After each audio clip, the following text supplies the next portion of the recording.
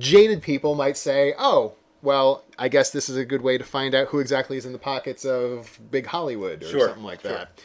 Because the MPAA and the ESA which you would think would be at the kind of heart of this, right? It would be at the heart of the lobbying effort of some of the larger media conglomerates, right? Which arguably is where this bill started. And funnily enough, and who this bill is designed to protect. Before this past weekend-ish, the big boys and girls, I suppose, in the House, Senate, and in the White House really didn't say much about it. No. You had President Obama come out and say, not a full, hey, I don't like this bill, but like he sees parts of it that are not good and that he thinks they should be taken out. Which is a very good political maneuvering, right? It's very much. We like that, all right? That, there's at least some, maybe you don't come down solid on it, but you at least say, hey, this is a bad idea, and that there are things in it that we really don't, we would never accept. And, okay, I can dig that. And then just in the past, I think just today or yesterday, Eric Cantor, who is Republican majority in the House, has come out against the current bill. Right. I think Harry Reid, Democratic Senate Majority Leader. So much. Yeah, I know. There's a lot in case any of you didn't want to know. Here it's not fully clear if he's for the bill, but he is pushing it for a vote. Yeah. In the next week or two, which is interesting. Which is why everyone's going nuts about it, because they want to basically put out their 2 cents on it before things take to a vote. But it's pretty funny. It's like a Speaker of the House and other leaders in the government have kind of stayed away from this. Right. Or are saying, well, we should come to more of a consensus. Which generally is a sign of tacit approval. Whereas they don't want to be a part of it, but if it goes through, they can always kind of say, well, I didn't support this bill, but it's still something that they're not necessarily, if it comes out and everybody loves it, they can say, well, I wasn't really speaking out or against it or for it. Right? But luckily, especially today, it seems the worm is starting to turn a little bit. I saw that Marco Rubio, senator from Florida, has changed. He was originally a co-sponsor, and now he's saying he's against the current bill. Which is good. The current bill is good. So that means at the very least, if language has to change, folks, just in case you need a little legislative background, if language has to change, then the bill cannot be passed. There has to be language that gets changed before a bill gets passed. So at the very least, we're seeing some progress on this. Right. And I think we should end on Helter Skelter has a good point, which goes to our kind of freaking out thing before. Do you believe that people's claims at websites like YouTube, Wikipedia, That Guy with the Glasses, etc., could be taken down, if so, by SOPA? Right.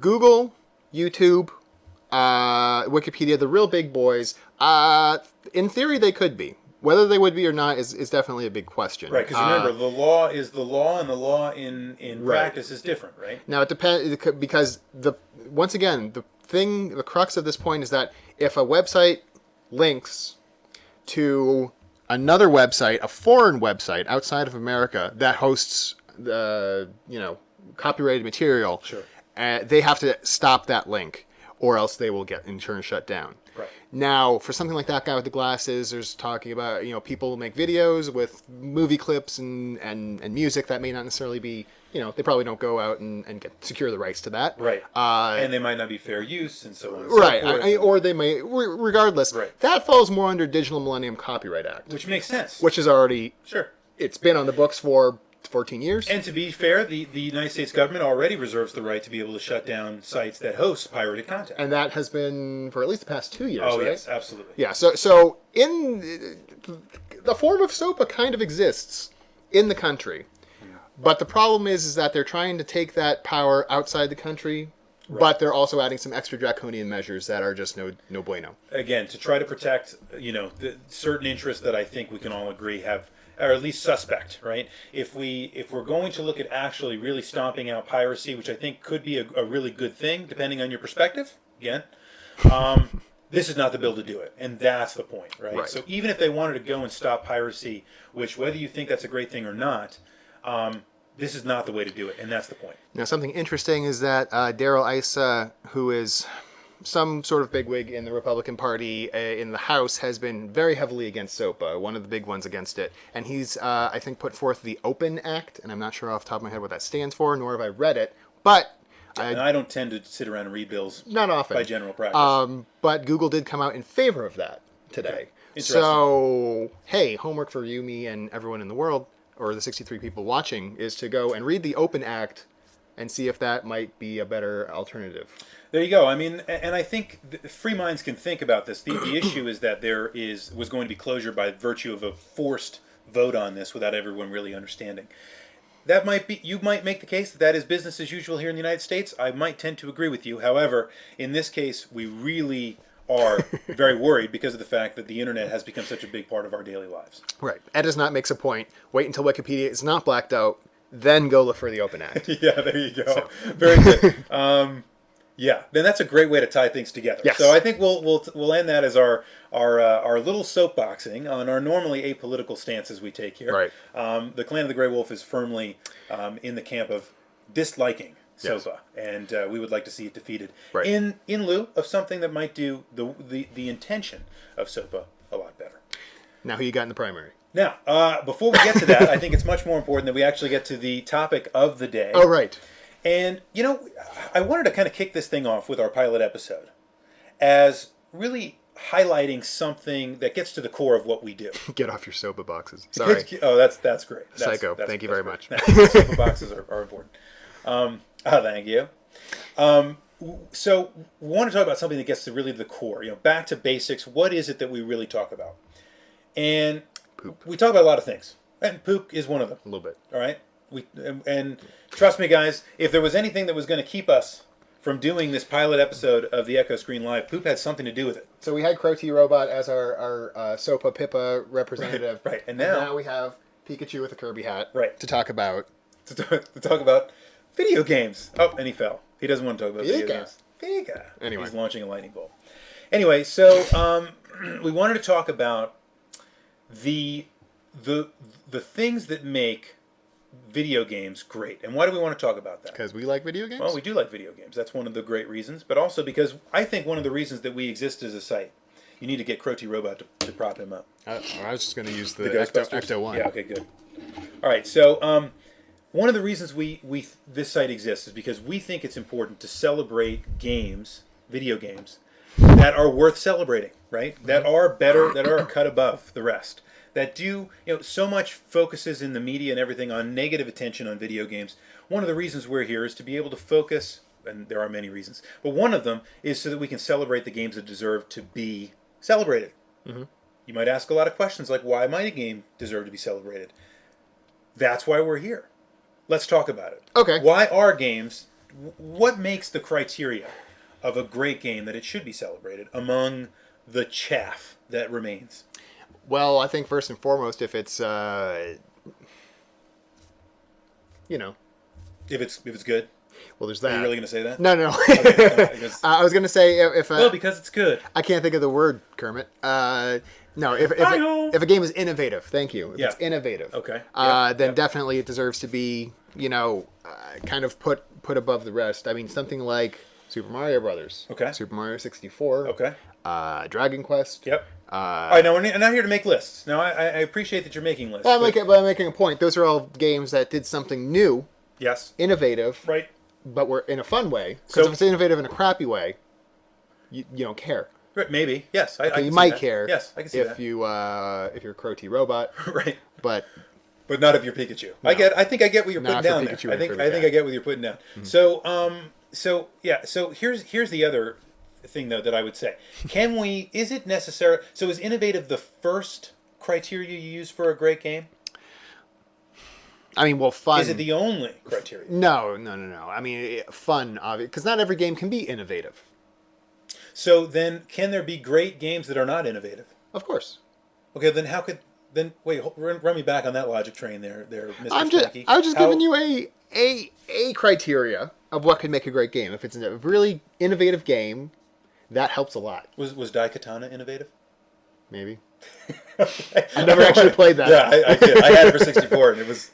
Oh, probably wasn't just, very good for 64. Just awful. Yeah. Anyway. Okay, so like for example, something can perfect a formula, not necessarily innovative, but be a great game, perhaps the best game in a certain series. Sure. I submit Mario 3.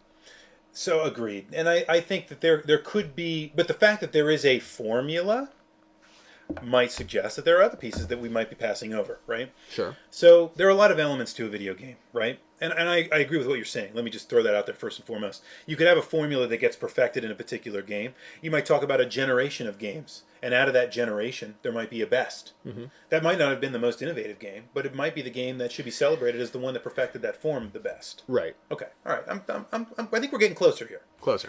But there are a lot of elements to a video game, right? Mm-hmm. Like what? Like the fact that there are Story. like there's a story. Gameplay, Which could be broken down to a lot of things. There could be controls. There could be mechanics. music. There could be music. Well, music isn't really. But anyway, yeah, okay. That's I would say no. It's a part of a formula, but it's not in gameplay. To me, Chrono Cross, for example, wasn't a great game, but it's the not a great music is some of the best I've ever heard. pushed it up. Right. In my mind, I'm not even sure. And for those of you, when we talked about this in the Weekly Ringer, for those of you that love it, I apologize. But I'm telling you, you already know my feelings on this. I think without the music, I don't think any of us would even remember that there was a Chrono Cross.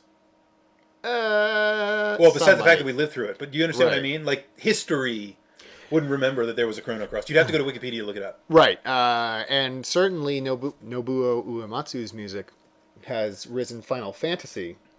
And arguably. Yes. I mean, he was... Chrono Trigger as well. Well, of course. Yeah, but anyway, go ahead. Just had to throw that little wrench in there. But yes, we agree in premise. Or boobs. The music has... Or boobs. Or boobs. I mean, Tomb Raider. Hello? Exactly, actually. Sex appeal. Sex appeal. But does that make a good game? Well, no. I mean, but let's talk about what that... Let's take that another 3 steps back and talk about what that really means. And that is that it can appeal to our aesthetic... Mm-hmm. I guess sensitivities, right? And story can do that, but also all of art, I would argue, does that. Art appeals to our aesthetic sensibilities. It appeals to some degree, what makes us human, our humanity, right? It touches us in some way, right? And I think great games do that too. Am I wrong about that? Does a great game have to do that, or can it do that? Does that help? Is that like the innovation thing? So here's the thing, and I think I know where you're going with that. Like if I take a look back at something like Gradius, some of those old, or even if I just go back to Space Invaders or the kind of games that invented those Pac-Man, games.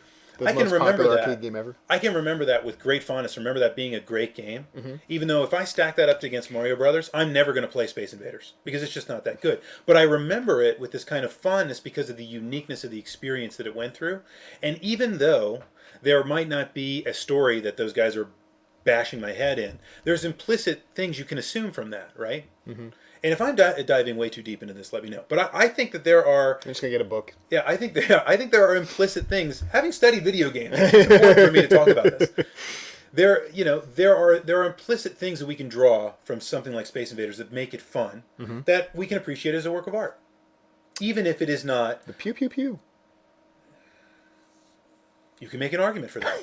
Well, hey. You can make an argument for that. I'd love to categorically dismiss that ridiculous comment, but at the same time I can't. The Smithsonian is going to have the Art of Video Game exhibition, I believe, this year. And I believe Space Invaders is part of it. Right. Now, the fact that there is an art of the video game means that there is a kind of intellectual, artistic, musical, whatever, rigor that goes in the production of these games. Right? Yeah.